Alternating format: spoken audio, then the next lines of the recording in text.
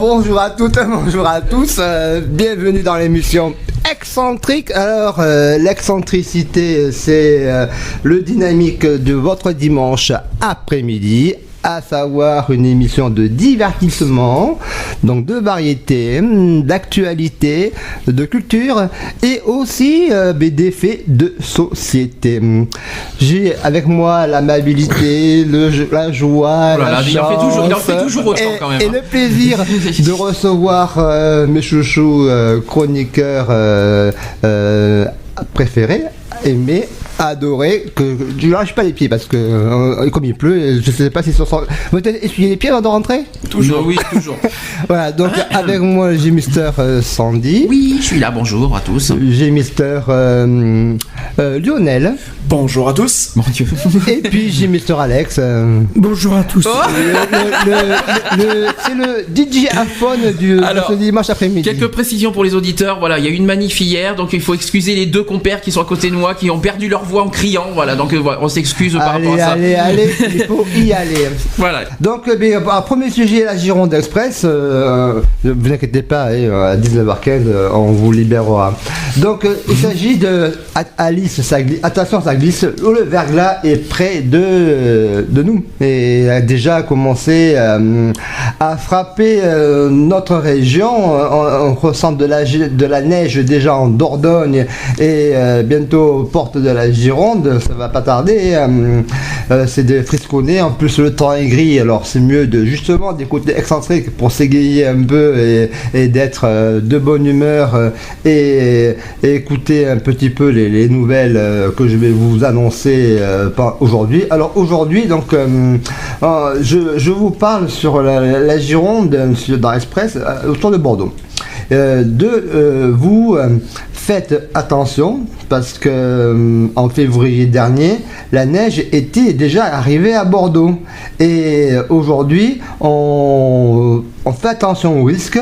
Donc, vous savez que Sandy a les sujets. Oui, mais ça c'est pour les chroniques. Tu veux que je les fasse maintenant? Non. C'est non, d'accord. Merci, à bientôt. Merci, au revoir, à bientôt, à la prochaine, bon week-end. C'est les chroniques du soir. Bonsoir. Donc, chronique du soir. Bonsoir. Non, on verra ça tout à l'heure dans les chroniques dans Bref Dernière. Ouais, d'accord. Numérique pratique. Alors, on va. C'est pas anodin. C'est des conseils utiles pour vous et nous et moi. Et donc, il s'agit de 3 petits sites internet et puis ça en va. Et donc. Tu les as pas fait la semaine dernière, ça? Je pense pas. On a parlé de sites internet la semaine dernière, oui, dimanche dernier. Mais là, on en reparle sur un autre. C'est un autre sujet en fait, d'accord. Un autre sujet et que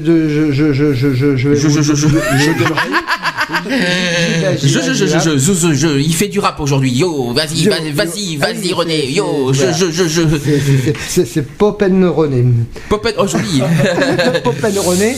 Donc, Tonton est avec vous dans Excentrique sur bdc1.com. Il faut le dire. Il s'agit pour se lancer dans le bricolage. Ah oui. Voilà. Et donc il faut savoir que ça a été référencé. Le bricolage est le passe-temps préféré des Français. Ah bon, pas pour moi alors. C'est pas le mien non plus. Pour essayer d'assurer. Comme un vrai pro, pour rouler les mécaniques. Et donc, grâce à Internet, grâce au net, on peut cliquer malin. Alors, cliquer malin, il y a un site qui s'appelle bricoleur-du-dimanche.com que je vous invite à aller visiter. Il est très consulté par nos amis les bricoleurs. C'est ce site qui vous permet de suivre l'actualité liée à l'univers des travaux, tendances, matériaux. Bien sûr. Voilà, pour une question spécifique. Sur les pelles et râteaux, c'est parfait.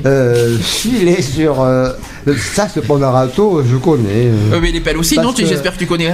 Ça dépend des cages du coin. Ah ouais, d'accord. Et donc, quand je vois un cajot, je suis toujours cloué. Donc. Et heureusement que j'ai le tournevis, parce que. Oh non. T'en as qu'on le visse aussi. Hein? À force. Il y en a qu'on le visse. Et à force on les rend marteau aussi. Ouais, voilà, tout à fait. J'en suis cloué. Quand je vois un cajot, Je me dis, mince, j'ai pas de vis. Et donc, voilà. Ouais, t'as pas Enfin, de bref. bol. Bon, bricoleur-du-dimanche.com, je vous invite à visiter ceci. Dimanche. Il y a une rubrique qui s'appelle Des astuces.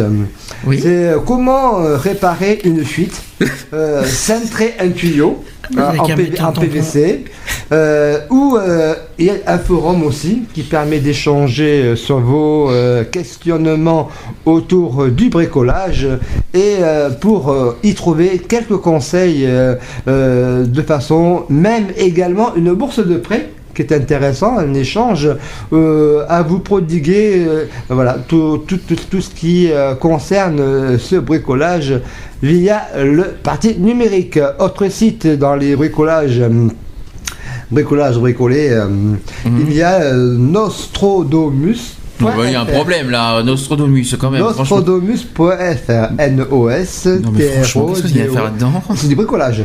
Oui, mais Et donc, Nostradamus, ça fait comment- référence à Nostradamus, ça c'est sûr, mais je vois pas le rapport. Mais non, là c'est Nostrodomus. oui, nom d'accord, du ok, site, oui. voilà. Pourquoi Comment monter une terrasse avec des dalles en bois. je t'en prie. Ça explique fabriquer un banc, préparer une surface avant de la peindre. Ce site riche en conseils pratiques se révèle aussi très utile pour connaître les nouveaux matériaux qui sortent en la matière. Et enfin, le troisième site du bricolage, bricoleur, et non... C'est un bric-à-brac aussi ton petit, non oui, non, c'était brique en vrac. Ah oui, bon, j'étais Voilà. pas loin, vous imaginez. Et trick et J'étais trac. fort, hein. Trick Non, mais et ça trac, va, oui, cric-crac dans ma baraque, je bonsoir suis aussi. désolé, à chacun son truc. Oui, mais... Voilà.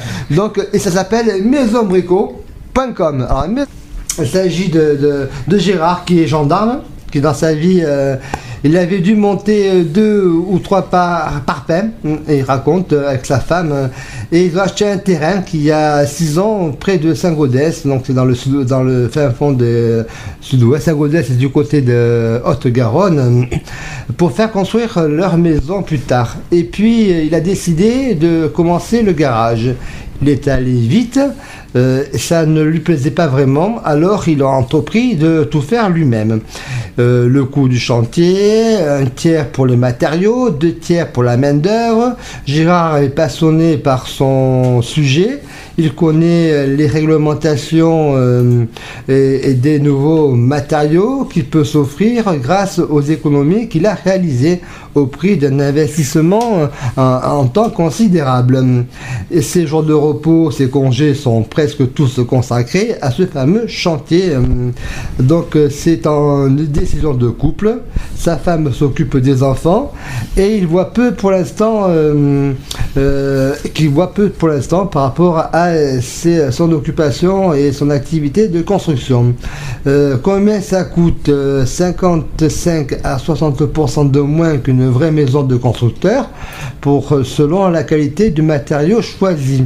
Les autoconstructeurs forment une petite communauté qui se retrouve sur le net en échangeant sur des blocs dont certains regroupent plus de 200 passionnés. Alors légal ou pas légal, à condition bien sûr que le terrain vous appartient, c'est là ça pour pouvoir construire dessus votre maison afin d'obtenir un permis de construire, et ensuite vous faites comme bon vous l'entendez, mais mieux vous respectez bien entendu les normes techniques pour l'électricité qui est d'ailleurs obligatoire et conseillée, afin que les assureurs vous remboursent en cas de pépin. Beaucoup d'infos sur ces blogs de Didus autoconstruction.net, de Gérard autoconstructeur.fr, et dans le guide de l'autoconstruction très complet de Sylvia Dorance qui est à télécharger.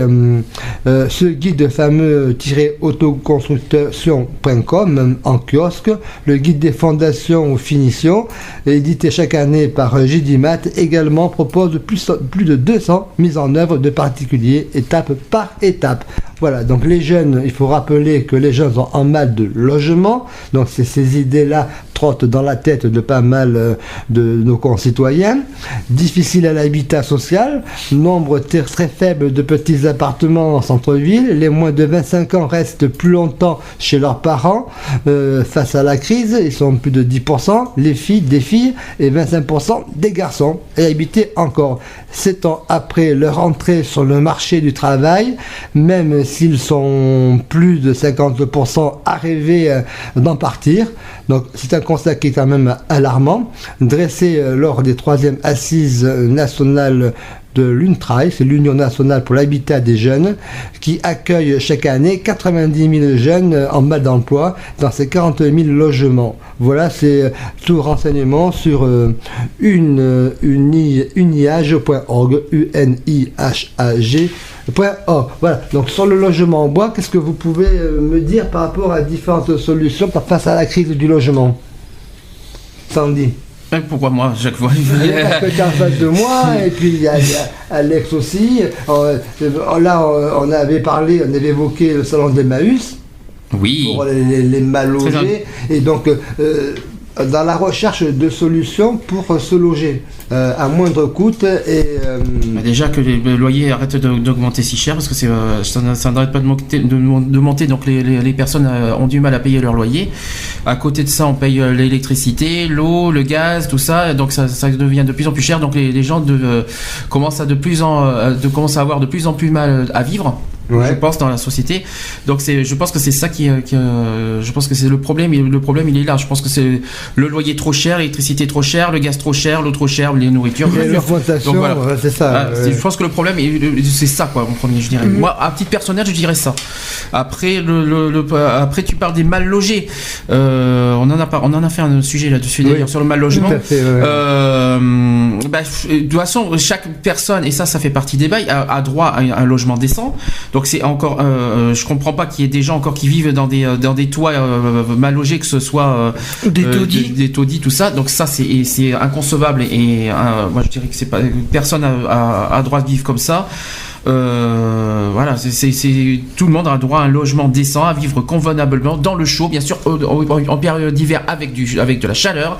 Voilà, on n'a pas coupé l'électricité non plus, même si on a du mal à payer par exemple l'électricité, on n'a pas à couper l'électricité et vivre dans le froid, avec le froid qui est en ce moment. Il faut savoir que la période d'hiver se termine quand au mois de mars. 15 mars, hein. Le 15 mars. Ah, pour les exclusions des logements, tu parles. Ça c'est 15 mars. Ça c'est 15 mars. Pour ceux qui ont des difficultés. Il y a aussi ce fléau là des marchands de sommeil, ce qu'on appelle les marchands de sommeil, donc qui mettent à disposition des logements, on va dire, très insalubres à des personnes qui forcément sont pris à la gorge pour avoir un logement. Donc voilà. Ou aussi des familles qui vivent à plus d'une dizaine dans un même logement, dans 40 ou 50 mètres carrés, quoi. Il y a même des familles qui vivent dans des T2, T3 tellement qu'ils n'arrivent pas à payer des choses, qui vivent dans une pauvreté absolue et qui sont obligés de vivre dans des HLM de 3 chambres pour 10 places par exemple. C'est terrible, quoi. Je comprends, ça c'est quelque chose qu'on comprend pas. Et puis mais l'accès pour ceux qui sont en difficulté de ces fameux chalets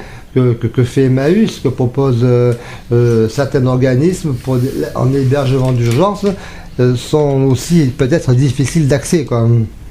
Aussi, voilà. Après, il y a aussi, j'ai un autre témoignage, il est résident temporaire dans un mobil-home. Ah oui, ça malheureusement. Ouais. Et donc là, c'est encore un témoignage aussi de Fred Faro qui dit, c'est un styliste anglo-néerlandais, et il se dit qu'avant d'arriver en France, il avait déjà une longue expérience de la résidence temporaire. La résidence temporaire, c'est un concept qui était né aux Pays-Bas. Il consiste à occuper des espaces publics ou privés désaffectés afin de les sécuriser et d'éviter qu'ils ne se dégradent pas.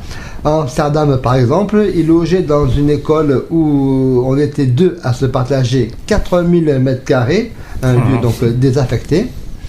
À Paris, sa compagne et lui se sont d'abord contentés d'un petit appartement de 40 m² au loyer exorbitant. Il faut savoir que les loyers à Paris, c'est la folie, hein. Avant d'être. Mais il n'y a pas qu'à Paris, hein, c'est pareil. Dans les grandes villes, hein, Lyon, Marseille, tout ça. Bordeaux, c'est pas donné non plus, hein, faut pas le croire. Oui, donc, C'est pareil dans les grandes villes, c'est hyper cher, hein, donc, et c'est pas normal d'ailleurs. Donc cet homme avec sa femme, ils ont été sélectionnés par Camelot Property pour intégrer des bureaux dans les Yvelines, occupés par 6 résidents. En fait, ils se sont mis à plusieurs pour commencer à vivre dans des bureaux, ce que je comprends. Et donc, c'est une sorte de résident temporaire partagé. Avec cette formule, il fait des économies, mais aussi des rencontres, nouveaux lieux, nouveaux visages. Cela inspire pour lui des créations. Il y a tant d'espace qu'il se sent serein. Combien ça coûte au maximum, c'est donné à 200 € par mois, eau, chauffage et électricité inclus. Donc c'est pas cher ce tarif-là, sur Paris. Combien sont-ils? Camelot Property, spécialiste européen de la gestion de logements vacants, très connu aux Pays-Bas et en Grande-Bretagne, s'est lancé depuis 2 ans en France avec une quinzaine de bâtiments, mais une dizaine de plus doit ouvrir dès cette année. Légal ou pas? Oui. Les résidents temporaires signent un contrat, les assurant de rester au minimum 4 mois. Mais il s'engage à quitter les lieux dans un délai d'1 mois si le propriétaire en fait la demande et à n'avoir ni animal ni enfant. C'est quand même, contraignant quand même. Donc j'ai trouvé des choses quand même assez importantes qu'il faut souligner quand même. On est bien sur le mal logement. Hein. Oui, le mal logement. Alors déjà, un chiffre important qu'il faut... En 2012 en France, il y a 3,6 millions de personnes qui sont concernées par le mal logement en France. Ouais. 85 000 vivent dans une habitation de fortune. 685 000 personnes qui n'ont pas de domicile personnel. Ensuite, qu'est-ce que je peux vous dire d'autre que 3 651 079 sont non ou très mal logés. Voilà.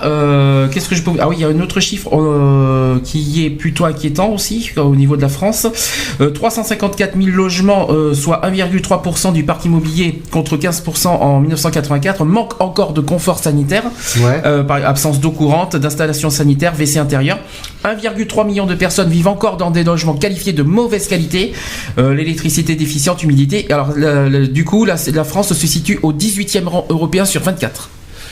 Ça fait quand même réfléchir. Bien sûr. Voilà, je voulais juste en parler vite fait, c'était important. Et par rapport au dossier d'Allo, ce qui précise, c'est que il y a beaucoup plus de demandes de dossiers d'Allo qui n'aboutissent même pas. Alors le DALO, c'est le droit au logement opposable qu'on a droit en cas de d'un logement qui est défaillant, tout ça, que les gens peuvent... voilà, c'est un dossier qu'on peut avoir à la mairie.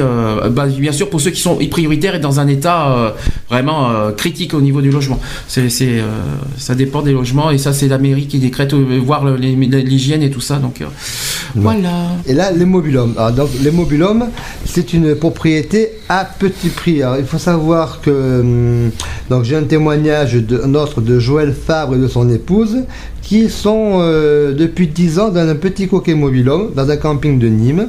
Ils louent l'emplacement au mois. Ils sont propriétaires du mobilhome. C'est pour ils sont à la retraite. Les revenus sont en baissé. On va parler retraite après. Baissé.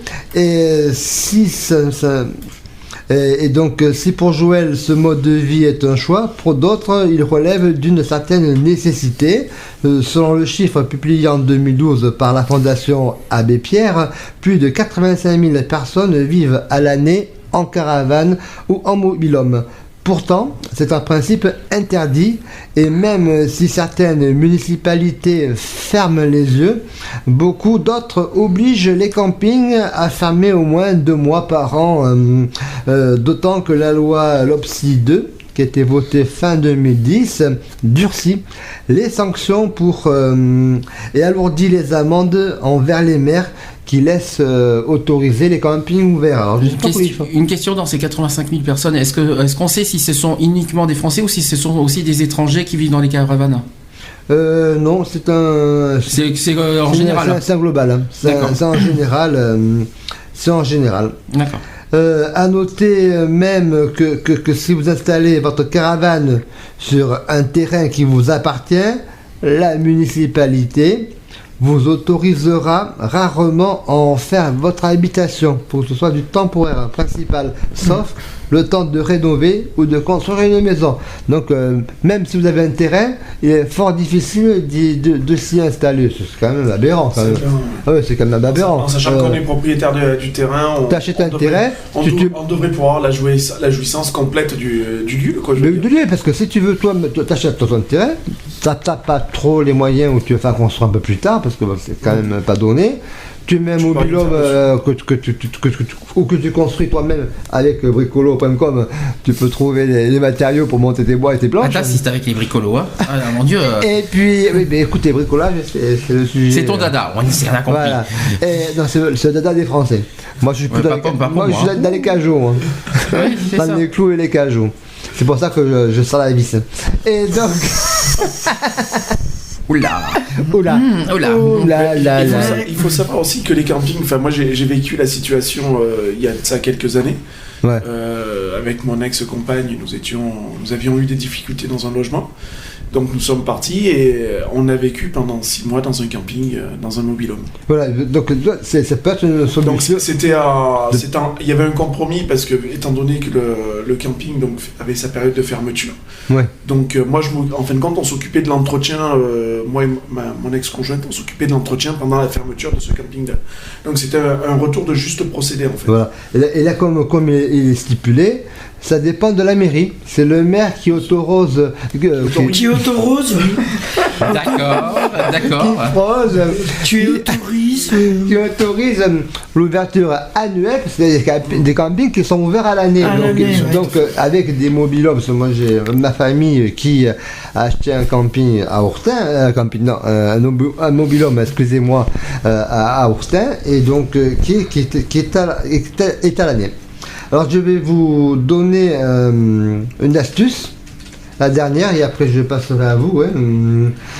Savoir comment monter un dossier pour qu'il soit un dossier pour acheter votre construction. Donc il s'agit là d'être prudent. Un mot d'ordre d'actualité chez les banquiers quand il s'agit d'accorder un prêt, c'est monter un dossier de prêt pour pouvoir se faire construire à sa façon.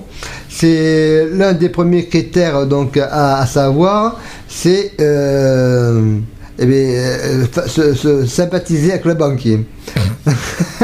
Voilà. À l'heure actuelle, c'est un peu compliqué quand même. Oui, donc qu'est-ce qui va être regardé? C'est bien entendu la stabilité professionnelle, la régularité des revenus, le profil idéal, le candidat en CDI depuis 1 ou 2 ans. D'autres critères peuvent jouer pour ou contre vous, d'où l'intérêt de bien vous préparer pour le jour J de la demande de votre prêt. Il suffit en 3 temps mouvements. D'une part, prouver son sérieux. Un bon candidat à l'emprunt est quelqu'un qui sait maîtriser son budget. Quand le banquier va étudier sa situation financière, il sera du plus mauvais effet que ses comptes aient connu des périodes négatives, comme moi tous les mois.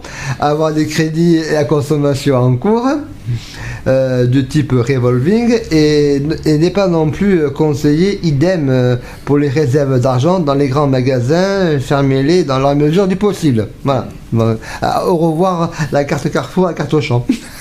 Ah non, laisse ma carte Auchan tranquille, elle est bien la carte Auchan. La mienne elle marche très bien. Oui, bah moi aussi elle est très bien. Après, ce sont les conseils qu'ils donnent. Donc Après, autre aspect, montrer sa capacité à épargner.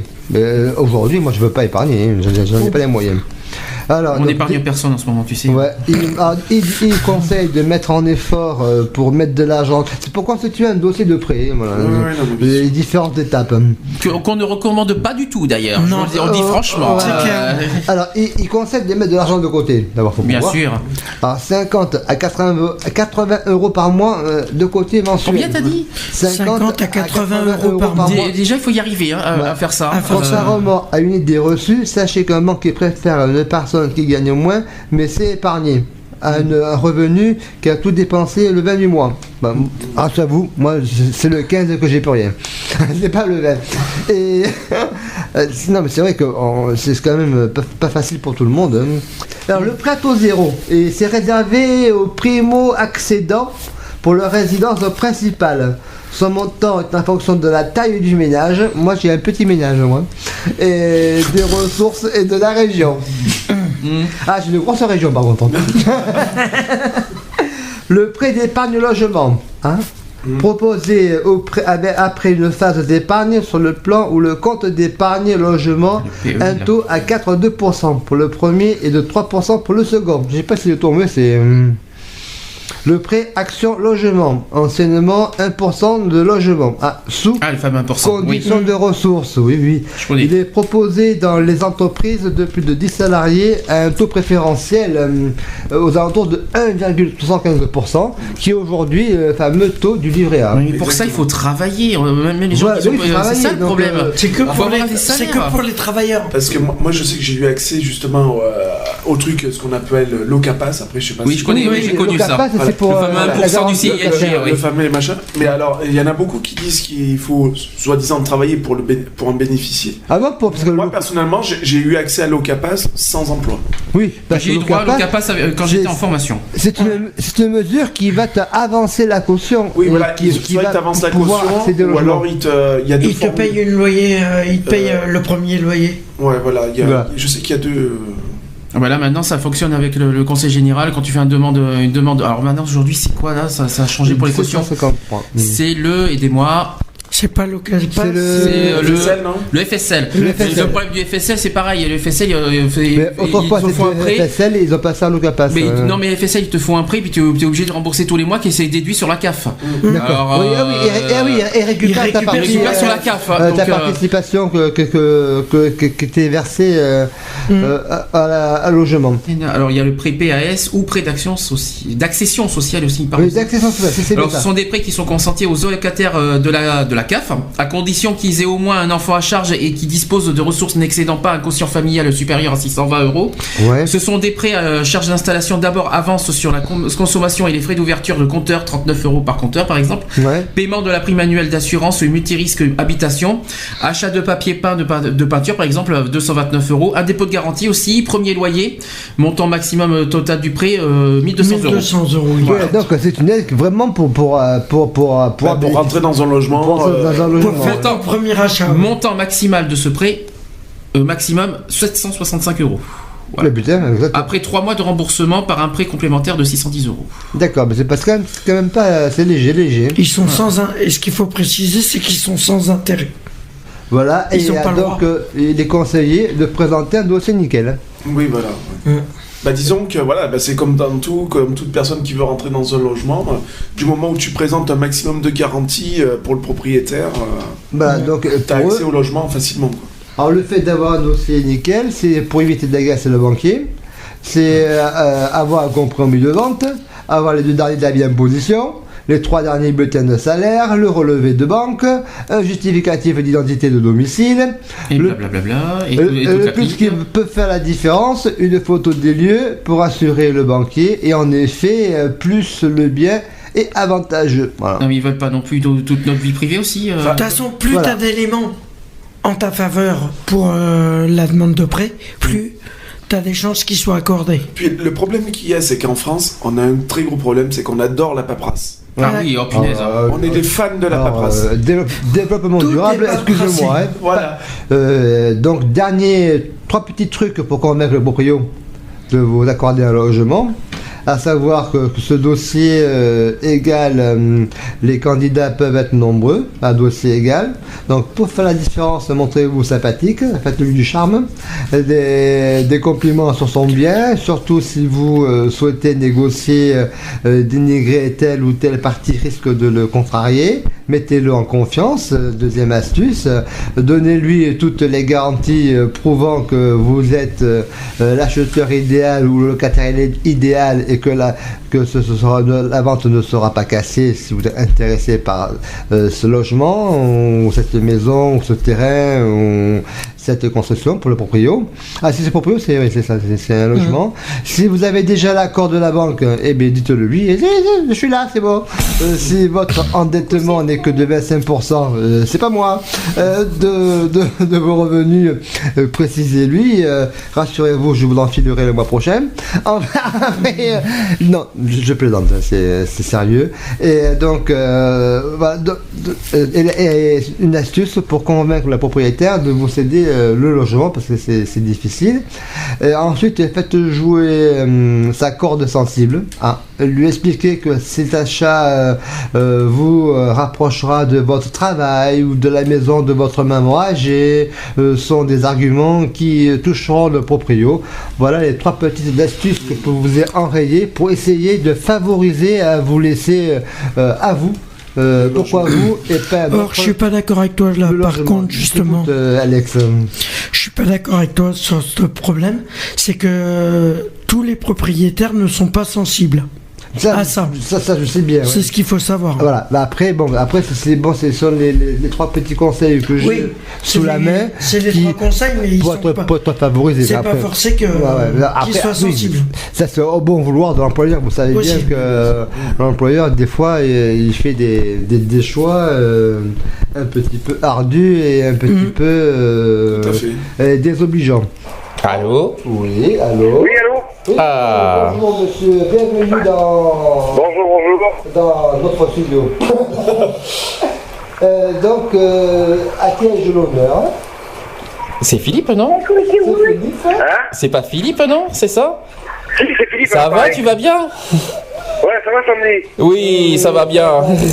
Je reviens sur le sujet du logement. On en avait parlé dans Excentrique, rappelle-toi, sur le salon d'Emmaüs. Oui, c'est ça. Et tu l'avais évoqué. Et c'est pour ça que je suis revenu, parce que là, on est en période de froid, de verglas et qui ça revient. C'est pour ça que, après, face à la crise, il y avait ces remèdes. Mais c'est vrai que la cabane au fond des bois, quand il se caille. Au fond du jardin, ouais. Oui, mais quand il se caille, je crois que maintenant, ils font de très bonne isolation avec le bois. Je ne sais pas si le bois est un isolant, mais...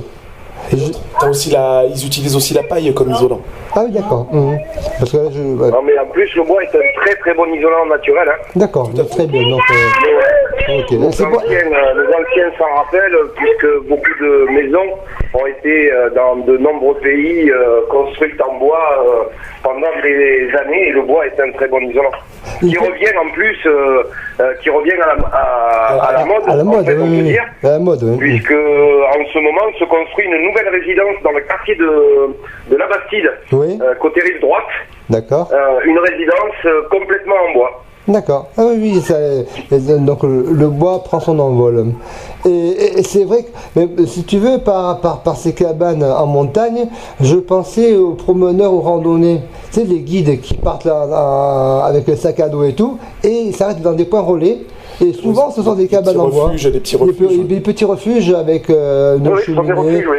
Et donc, si tu veux, ils montent à 2000 mètres avec tes casseroles et ton steak haché pour le faire cuire dans la cheminée. C'est des chalets en bois. Et c'est des chalets en bois qui... donc, d'où, tu as raison, c'est un isolant, parce que si haut à 2000 mètres d'altitude l'hiver, et bien tu te cueilles les glaouis. Voilà. Après, ce qui le permet sur le 115 en fait, c'est le social. Où j'ai appris cette semaine que certaines mairies de France faisaient un petit peu de la discrimination au niveau des hébergements, où on faisait passer en priorité les Français. Alors, je pense que, c'est pas bien, ça. Que la misère du froid et ce genre de situation doit être traitée équitablement pour tout le monde, et que quand il y a des places de disponibles, que certaines mairies ne les gardent pas sous le coude en attendant que les gens qui aient froid soient des Français de pure souche. C'est arrivé dans différentes communes par rapport à des Roms qui se sont vus refuser l'accès à des assistances d'urgence pour être logés une nuit, qui ont été refoulés en disant qu'il n'y avait pas de place, alors qu'il y avait de la place. Oh là là. Ah oui, non, mais ça c'est triste. Voilà. Ah, c'est triste. Bah oui, j'ai trouvé cette info sur le net, info qui commence à faire le buzz en fait, puisque c'est discriminatoire et on ne peut pas laisser des gens qui sont dans le froid, dans la neige, sous couvert du fait qu'ils ne soient pas français de pure souche. Bien sûr, ça c'est l'hébergement des sans-abri, c'est à prendre en considération et à ne pas laisser de côté. Il y a eu encore beaucoup de morts l'année dernière, ce qui serait dramatique que ça se reproduise cette année, vu d'une discrimination mise en place par certaines mairies. Ouais. Donc, mais bon, même en faisant le 115, essayer d'appeler pour trouver des solutions d'hébergement. Puis au bon sens aussi de tous les citoyens, quand ils voient une personne, un verre chaud, un café chaud.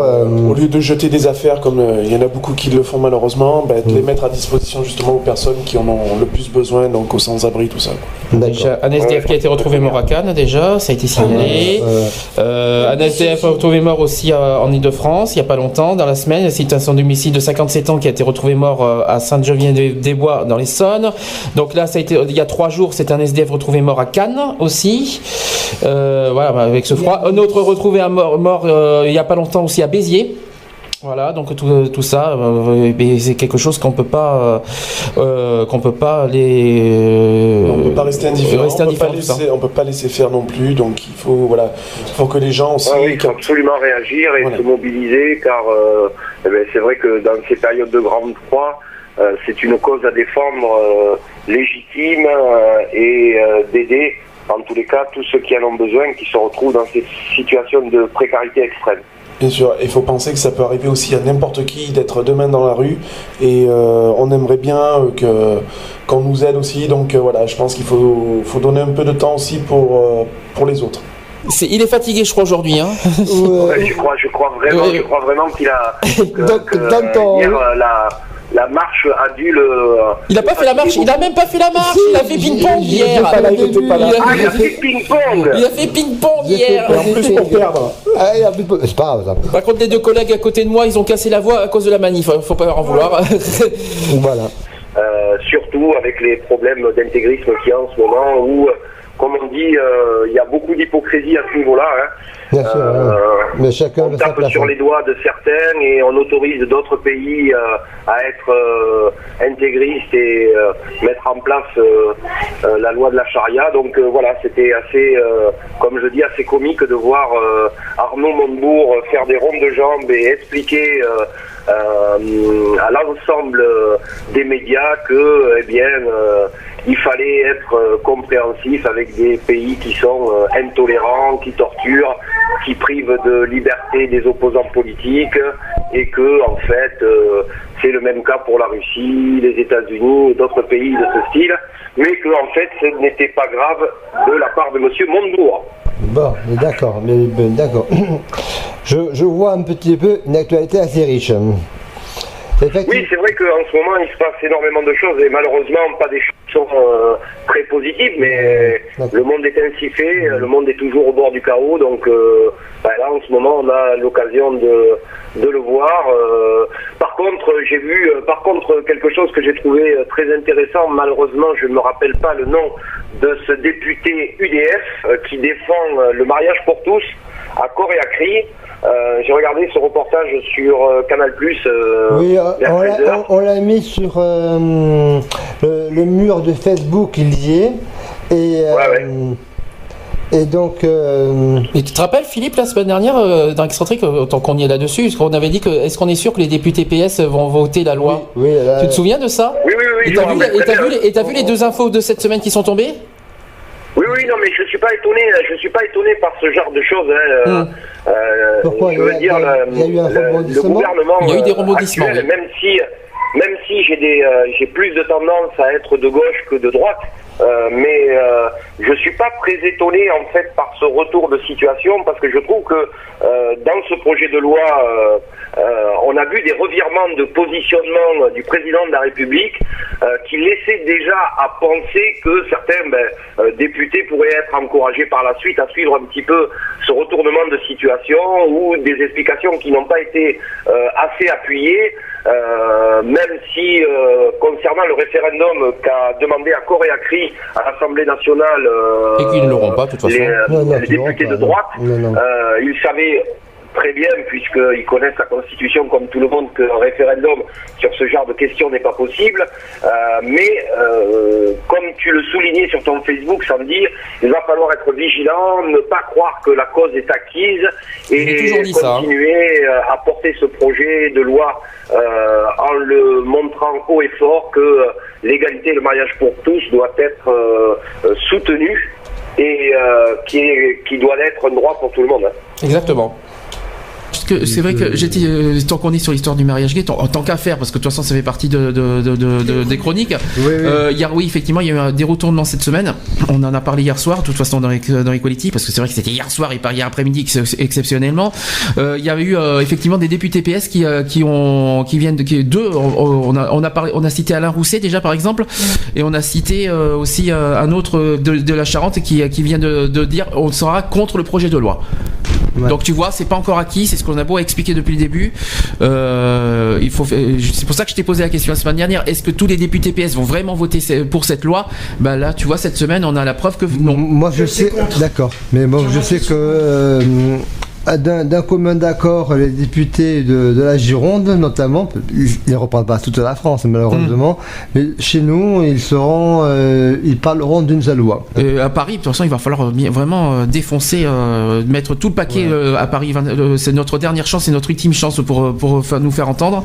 Donc à Paris, il va falloir mettre le paquet, on y sera de toute façon, et puis on t'appellera en direct de Paris pour te dire. Après, peut-être que je vais faire une surprise, je ne sais pas encore, mais peut-être que je prendrai le bus pour la Paris. Je sais pas. Alors, oui, mais on fera dans ce cas la surprise la semaine d'après alors. De me préparer ça. J'ai averti Philippe, bien entendu, de mon déplacement. Je commence à réserver auprès du Gyrophare pour partir dans le bus du dimanche. Oui. Et puis. Oui. Bien entendu, parce que c'est eux le côté centralisateur des réservations. Et on va l'évoquer dans brève dernière. Puis voilà, puis il y a une info qui vient de tomber là, qui est pas sur l'Algérie, mais qui est tout aussi grave et important à souligner sur les otages. Est-ce que tu te souviens des otages au Sahel par Al-Qaïda? Oui. Alors, l'info vient de tomber à l'instant là que le ministre français de la Défense, Jean-Yves Le Drian, a affirmé que les otages français au Sahel étaient vivants. Les familles des otages sont dans la souffrance, dans l'angoisse, mais elles savent bien qu'on est en otage, quoi, qu'il y a un risque de vie. Alors, les 7 Français détenus au Sahel sont Thierry Doll, Daniel Larib, Pierre Legrand et Marc Ferré, qui sont enlevés depuis le 16 septembre 2010 par Al-Qaïda au Maghreb. Voilà, donc on vient de. Donc voilà, ça a été annoncé à l'instant qu'ils seraient vivants.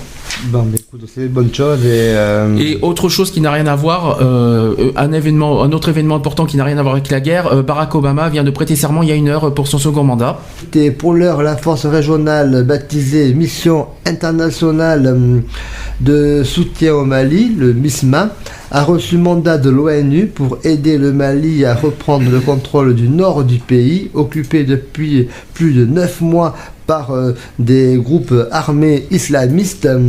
Depuis Londres, le secrétaire américain à la défense, Léon Panetta, a quant à lui rendu hommage à la France qui a pris l'initiative de tenter de bloquer Aqmi Al-Qaïda au Maghreb islamique au Mali, ajoutant nous essaierons de l'aider dans cet effort. Washington d'ailleurs fournit des renseignements et des moyens de transport aérien à la France pour son déploiement au Mali. Voilà, donc la progression s'avance pour la libération du Mali. Ils reconnaissent que ça sera long, que ça va pas se faire, ça va se faire en quelques mois, de façon à redonner ce pays aux propres habitants. Mais la France ne veut pas se battre seule, et pour ça qu'elle se mobilise, et elle appelle la mobilisation de l'ONU et de ses alliés pour cette guerre, car ce n'est pas la France qui fait la guerre au Mali, mais c'est la France qui veut sortir les terroristes du Mali. Ce n'est pas la même chose. Alors, une info que Philippe m'a donnée sur le chat, que l'ex-otage français Alexandre Berceau a donné une conférence de presse.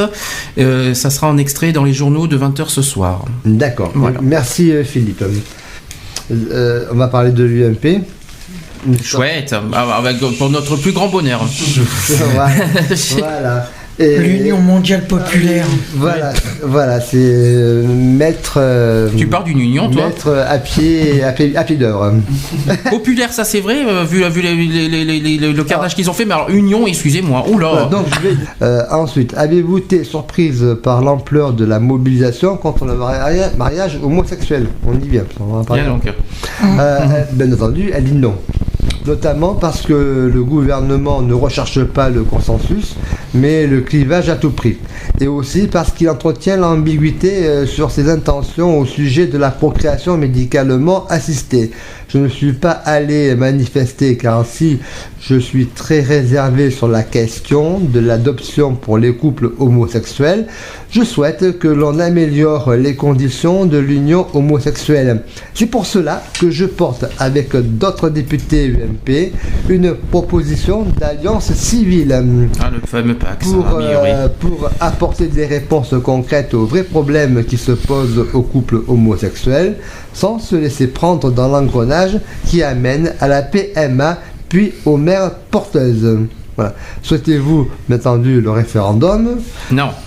Idéalement, un sujet de société, quel qu'il soit, ne devrait pas faire l'objet d'un référendum, mais d'un débat qui dépasse les partis politiques afin de parvenir à une solution consensuelle. Je pense que les débats, on en a assez eu depuis août quand même. Là, c'est bon, on tourne du pouls. Mais comme le gouvernement s'y refuse, il ne laisse pas d'autre solution que le recours au référendum. Oui. Bon. Le référendum, mais non, c'est pas parce qu'ils sont je sais pas combien de parlementaires à être contre que ça y est, tout de suite il faut un référendum. On en a discuté hier soir. Un référendum, c'est sur des sujets plus graves comme le chômage, comme la crise économique, et qui est beaucoup plus grave. Et là, on demande aux Français. Le mariage, les Français ont été clairs là-dessus. Le mariage, c'est pour eux, c'est une priorité, et c'est secondaire pour eux. Ça a été très clair, donc qu'on foute la paix aux Français par rapport à ça, et puis on n'en parle plus. Bonjour à tous, bienvenue dans l'émission Brève dernière. Avec Lionel, Alex, et puis Sandy, et puis un nouveau qu'on accueille aujourd'hui, Tonton René, qui est débutant à la radio, et donc qui va nous chanter une chanson qui s'appelle Radio à vous. Et là, je crois et ce soir c'est de la bonne là.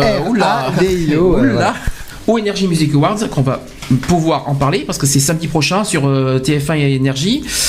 On fait comme l'année dernière, on fait un petit peu les pronostics. Oui. Alors, révélation francophone de l'année. Vous avez C2C, Aurel San, Tal et Youssoufa. En bas, c'est direct. Qui? Moi, je dis Tal.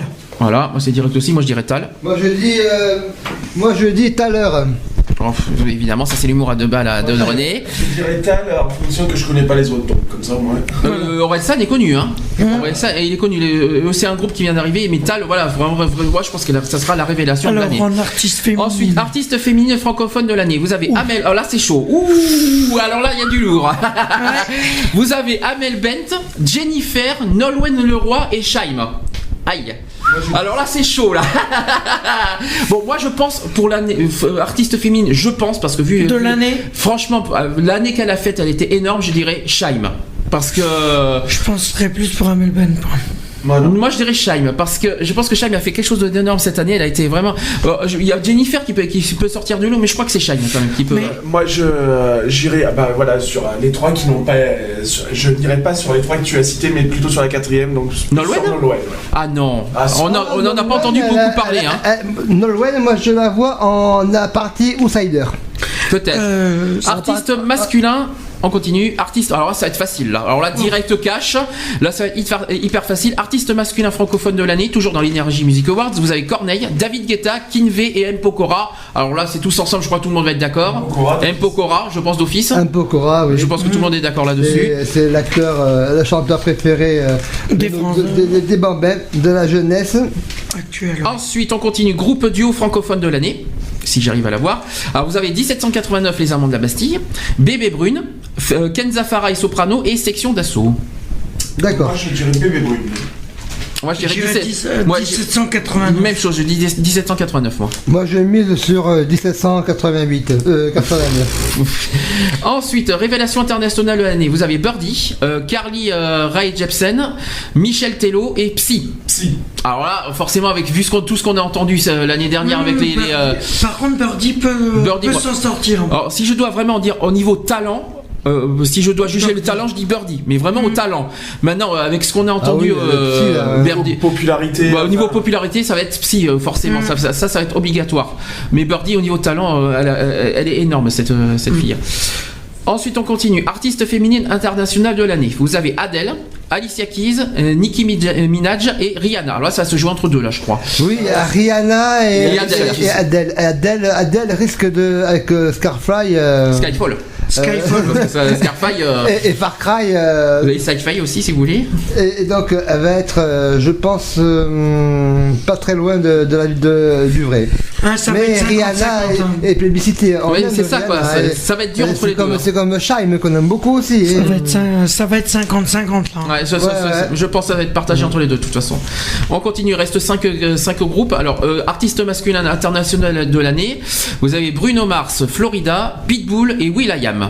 Moi, je pense savoir qui, vu la popularité aussi. Ouais, je te donne ton avis. Pitbull. Non. will.i.am, exactement. Moi, j'aurais dit will.i.am aussi. Parce que une grosse popularité, will.i.am, je précise que c'est le chanteur de Black Eyed Peas, hein, pour ceux qui savent pas qui c'est. Ah oui. Donc, il a fait des gros tubes l'année dernière, je dis franchement. Groupe duo international de l'année, Carly Rae Jepsen et Owl City. Vous avez Coldplay, Maroon 5 et One Direction. Ok. Moi, là, je sais pas. One Direction. Parce qu'en ce moment, ils sont en train de faire un carton. C'est vrai, mais moi, je ne les connais pas. Donc moi, mon coup de cœur, ça va plus chez Coldplay. Oui. Coldplay, j'aime bien. Coldplay, c'est pas mal. Forfait Paradise, leur titre. Il reste trois catégories. Chanson internationale de l'année. Alors chanson, attention, chanson internationale. C'est pas le chanteur qu'il faut juger. Vous avez Carly Rae Jepsen avec Call Me Baby, Psy avec Gangnam Style au hasard, Rihanna avec Diamonds et will.i.am avec This Is Love. Ah, chaud bouillant. Ça va être un combat. Je pense plus à Rihanna par contre. Au niveau chanson, attention. Mais niveau chanson, Gangnam Style risque de par sa apparition vidéographique et son impulsion instantanée et son rayonnement internet devrait se jouer à la place. Après, clip de l'année. Alors là, c'est la même chose. Il faut juger la vidéoclip en espérant que vous les avez vus. Alors, C2C avec Down the Road. Justin Bieber avec Beauty and the Beat, que je connais. Psy avec Gangnam Style. Et Rihanna avec Where Have You Been. Alors, le Rihanna, je l'ai pas vu. Moi, j'ai vu Justin Bieber, je l'ai vu. Bon, Psy, normal. Mais Psy, c'est une chorégraphie. Alors, est-ce que c'est vraiment le coup d'être un clip de l'année? Moi, je vais dire Rihanna. Je penserais plus pour Rihanna parce que Justin Bieber, c'est plus les. Justin Bieber, sacré tube le dernier Bieber. Ah oui, alors c'est un sacré carton celui-là, ce qu'il a fait. Dommage qu'il. Voilà, alors ça c'est le clip de l'année, c'est difficile à juger. Alors dernière catégorie, et ça c'est encore une chanson. Alors, après la chanson internationale, on a chanson francophone de l'année. Alors là il y en a 6. Attention, ça chauffe. Et moi, je suis mal barré là. Je suis mal barré. J'ai 2 titres qui m'embêtent là. Alors, vous avez 1789, Les Amants de la Bastille, Tombés dans ses yeux. Vous avez Jennifer avec Sur le fil. Vous avez Kinvey avec Les mots. Ah oui. Et puis il y a Section d'assaut avec Avant qu'elle parte. Aïe. Vous avez Shime avec Et alors. Et vous avez Tal avec Le sens de la vie. Ouf. Aïe, ça fait du lourd. Alors là, c'est chaud là. 3 entre Section d'assaut, Shime et Tal. Ah oui, c'est clair. C'est clair. prétendant. Pour moi, oui. Mais Section d'Assaut, je dis franchement, j'ai du mal avec Section d'Assaut, mais leur titre, celui-là, surtout celui-là avant qu'elle parte, j'ai rien à dire. Scheim et alors, hein, vous savez pourquoi, chanson pour la tolérance. Et Tal. Et Tal, le sens de la vie. C'est pareil. Pareil. C'est chanson. Là, c'est plus dur. Hein. C'est dur. Alors, il faut qu'on fasse un choix. Alors, je fais un coup de cœur parce que voilà, c'est une chanson qui m'a beaucoup marqué. C'est, je dirais, Section d'Assaut avant qu'elle parte. Pour moi, elle m'a marqué. Je serais pareil. Parce que c'est parce qu'elle m'a vraiment marqué l'année dernière. Et c'est surtout qu'elle parle. Voilà. Moi, je serais plus pour. Et alors Tal. Qu'est-ce que ça? Le sens de la vie. Ouais. D'accord. Ok, ben résultat des courses samedi, on verra dans 15 jours qui c'est qui a raison, qui c'est qui a tort. Bien sûr. On fera le bilan. Des pronostics. Qui c'est qui a tort, qui c'est qui a gagné, qui c'est qui a gagné le pari. Qui a tort. Bon, allez. Réponse samedi prochain, Energy Music Awards, c'est sur TF1. Voilà. On écoute Rihanna Tekobo. Et puis après, on attaque sur la partie agenda LGBT. Ah, LGBT. Ah oui, c'est vrai. Bien sûr. Dernière chanson de. Tu connais Rihanna? Alors, on écoute. Non, je connais pas Rihanna. Non, je connais pas Rihanna. Moi, je la connais très bien. Hein. Tu l'as rencontrée, c'est ça? Rihanna, oui, je la connais. Ah oui, c'est pour ça. C'est ça. Elle est gentille. Allez, on rit, Rihanna. Excusez-moi. Autre événement de la semaine, c'est on parle d'homoparentalité, on parle d'adoption, de mariage, bien sûr, de PMA, de PMI et de PME. Et de PMU aussi pour ceux qui ont joué les cheveux aujourd'hui, si vous voulez. Et de PMU. Et donc, sexe, la grande transition. Voilà, petit grand sexe. C'est le sociologue Arnaud Alessandrin qui nous présente sa thèse pour arrêter la transphobie.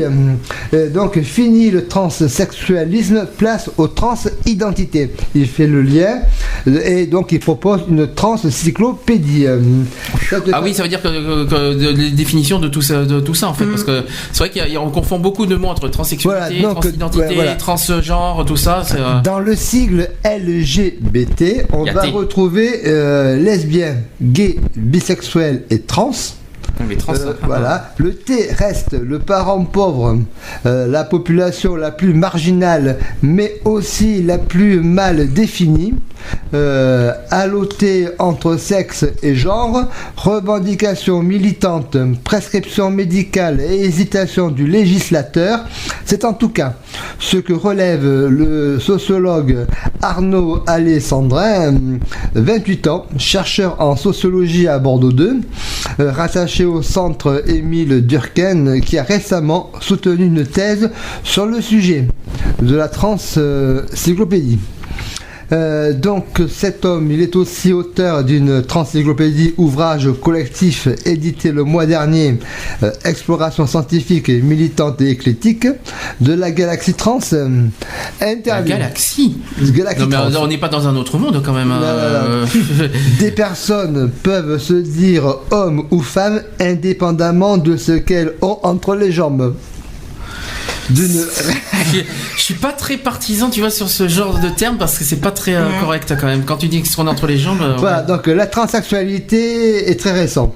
Elle a été définie en France en 1953 par Harry Benjamin, définie par une souffrance qui nécessitait de passer d'un sexe à l'autre par le biais d'une réassignation chirurgicale et d'un diagnostic psychiatrique préalable. Là, quand je dis tout à l'heure, c'était grosso modo et un petit peu mal en point, mais c'est la réalité qui arrive à ça.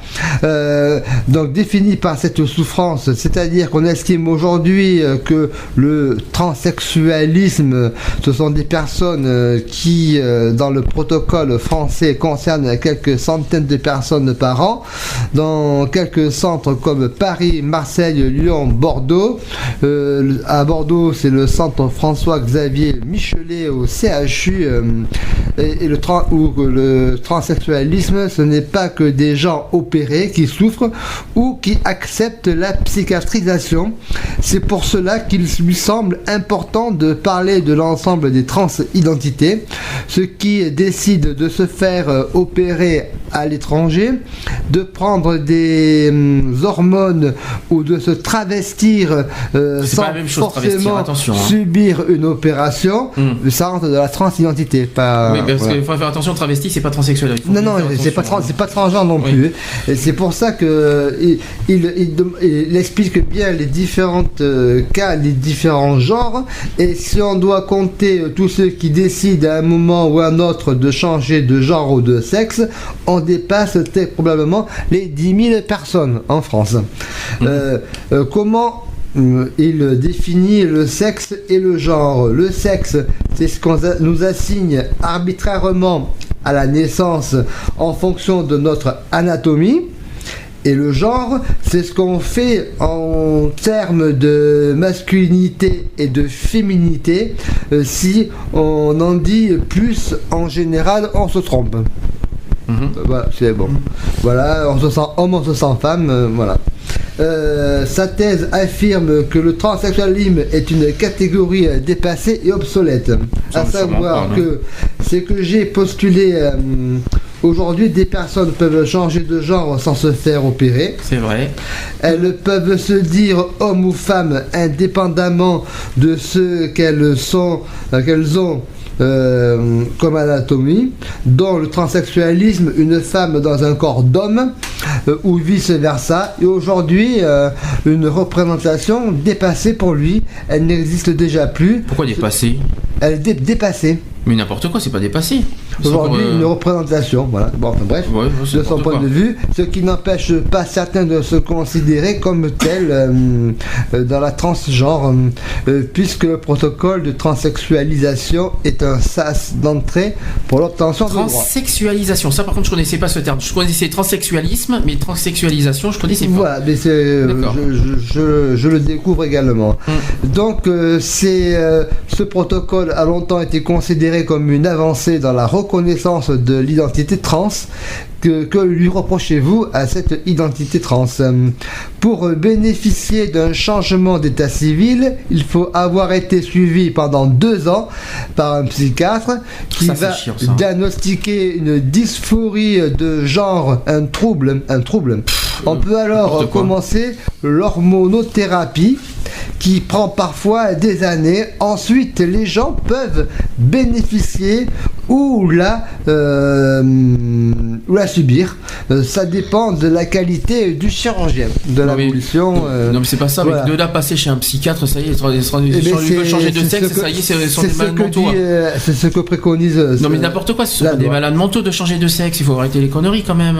Alors donc ces protocoles sont tellement longs, en plus, durs et excluants, que la majorité des trans, en particulier les jeunes, vont se faire opérer à l'étranger. Parce que le parcours est du combattant, ce qu'il raconte au niveau de en France.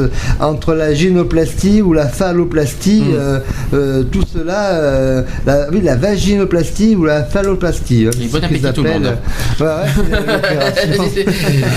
Voilà, ça c'est fait.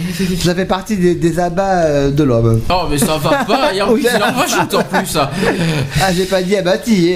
Non mais abat quand même. Hein. Bon, n'est-il pas dangereux d'imaginer une transition sans protocole? Alors, il était étonnant que les personnes non trans ne soient pas psychiatrisées pour que l'on vérifie qu'elles sont bien ce qu'elles disent. Exactement. Homme ou femme, qu'il n'y a pas une lubie.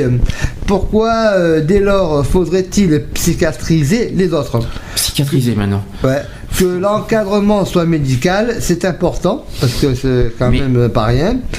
Pourtant, ce serait parce que certains désirent se faire rembourser leur opération, mais également être médicalisés sans être psychiatrisés. Ces personnes ne souffrent pas du fait d'être trans, elles souffrent de la transphobie.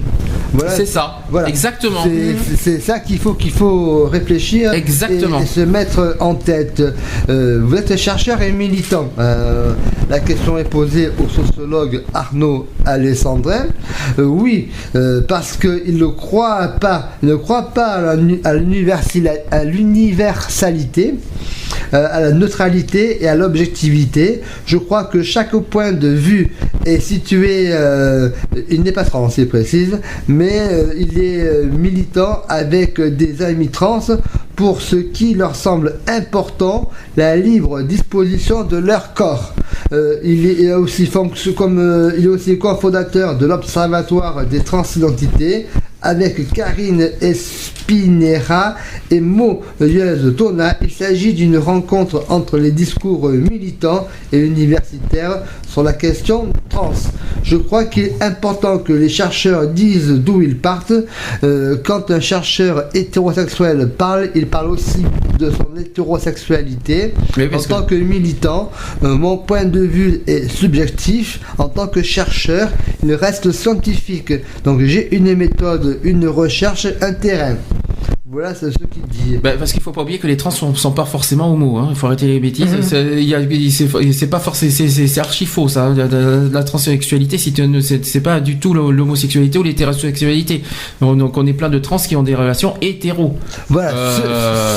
Il faut arrêter. Non, parce qu'il y a des catégories là-dessus. On catalogue les trans n'importe comment. C'est pour ça aussi ils et elles sont en colère par rapport à ça, parce qu'on les catalogue dans un univers. On dirait qu'ils sortent d'un autre monde, des extraterrestres, tout ça. Non, ce sont des personnes comme des autres. C'est pas parce qu'ils changent de sexe que ça fait d'eux. Ce sont pas des malades mentaux. Ce sont des êtres humains comme tout le monde. Ils sont juste de sexe parce que voilà, soit parce que ça existe. Ils sont mal dans leur peau comme ils étaient avant, donc ils changent de corps parce que voilà, ils peuvent s'en sentir mieux. Mais ils sont pas pour autant malades mentaux. C'est faux. Après, je sais pas comment expliquer ça, mais le fait de cataloguer des trans comme des, je sais pas quoi, comme des ratés, comme des citoyens, à un moment ça me gonfle. Et je dirais même plus que les trans ils ont encore plus de mal que les homosexuels à être acceptés dans la société. Il faut se mettre aussi à leur place. Je sais pas comment ils font, hein, mais c'est plus dur pour eux. C'est très difficile pour eux. Alors pour en revenir sur cette galaxie trans, du transsexualisme au devenir trans, l'université Bordeaux-Ségalène 2012. Pour 2010, la SOFECT, Société française d'études et de prise en charge du transsexualisme, recense 229 patients français ayant suivi les programmes menés par 6 équipes médicales pour 154 opérations. La même année, environ 210 Français étaient opérés en Belgique, au Canada ou en Thaïlande. En Thaïlande, ah, ouais. Du côté de la loi, les promesses du candidat Hollande font croire que oui, les résistances font craindre que rien n'évolue vite, les trans demandent qu'on reconnaisse la transphobie. C'est vrai. La majorité PS a voté en juillet une loi de protection contre les discriminations liées à l'orientation et à l'identité sexuelle. Exactement. Mais les trans revendiquent une identité de genre.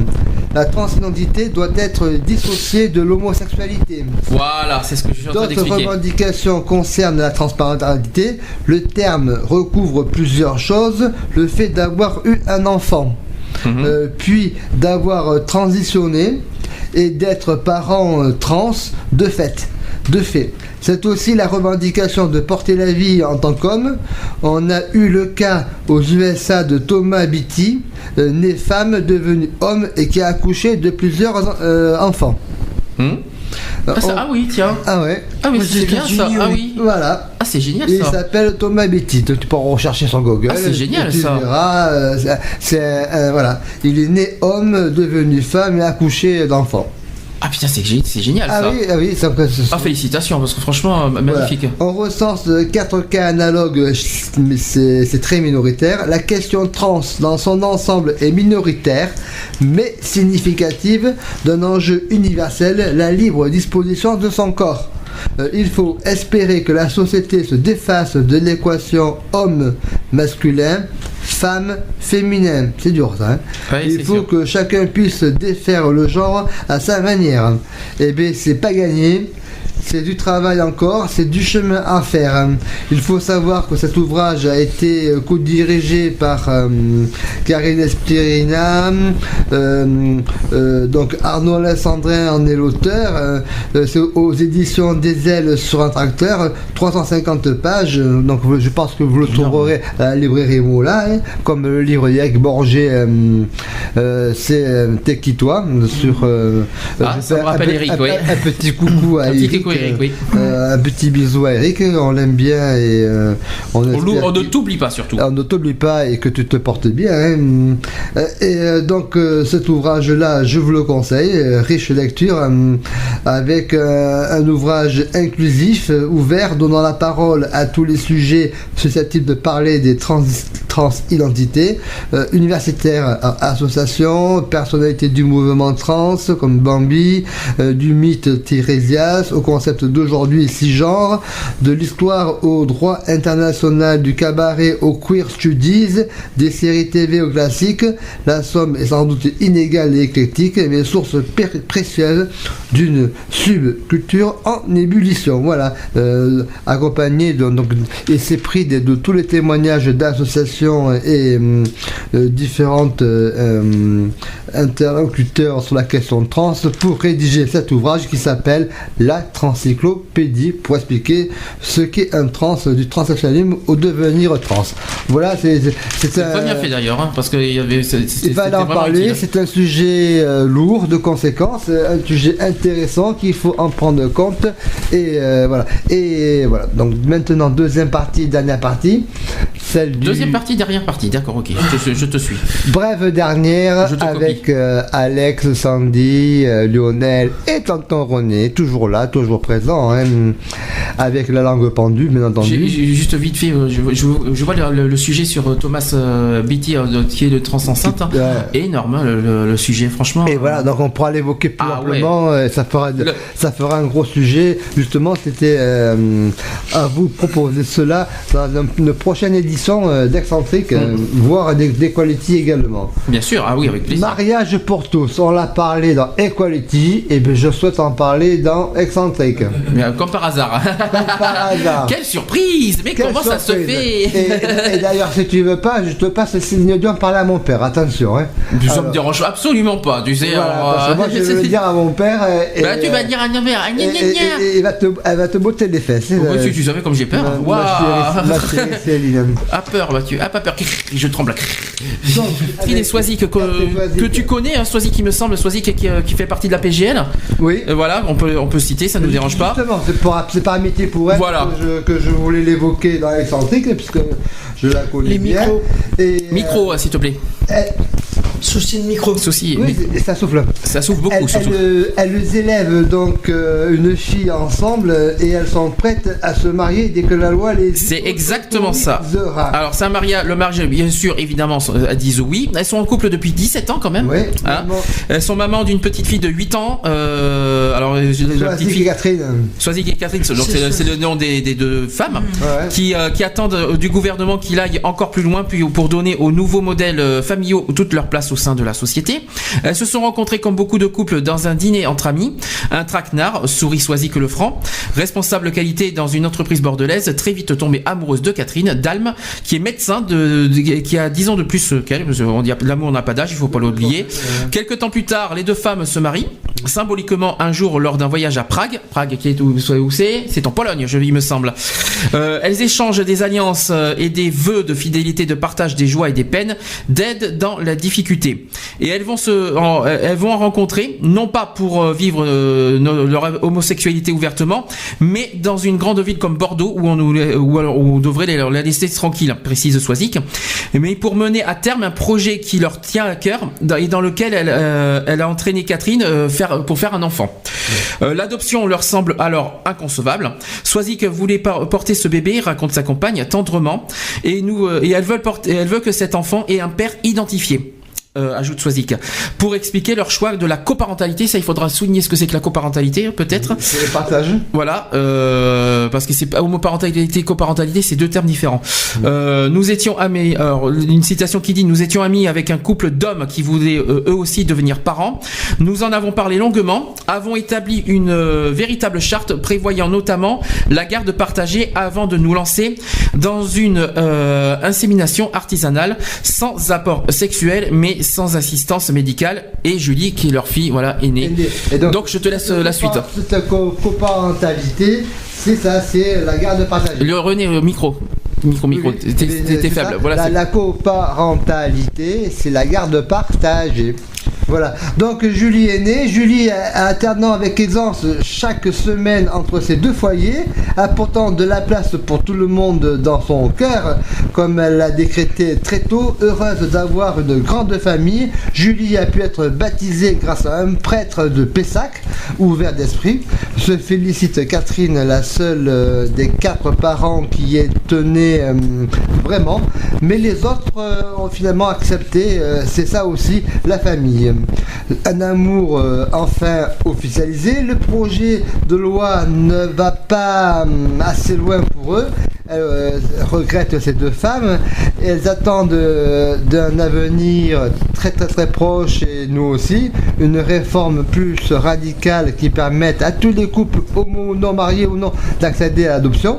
Là, j'espère qu'elle sera restée dans la loi pour le mariage. La loi sur la famille. Un amendement ne va pas surgir de dernière minute pour nous enlever la possibilité aux couples d'adopter. Ça risque de se produire. J'ai peur si ils ne savent pas à s'entendre, tous les députés. Voilà. Et donc cette loi profitait donc pour toutes les familles recomposées, nombreuses aujourd'hui. Le but est, au nom de l'égalité, Soisy, Catherine rejoindront les manifestants, les accompagneront à Bordeaux. C'était hier. Elles étaient présentes. Oui, il me semble avoir vu Soisy qui m'a semblé. Elles sont favorables à la procréation médicale assistée qui va faire l'objet d'un texte dans la loi de la famille. Ils avaient la possibilité de choisir entre la loi du mariage et la loi famille, qui sera rendue au Parlement en mars prochain, et les décrets d'application seront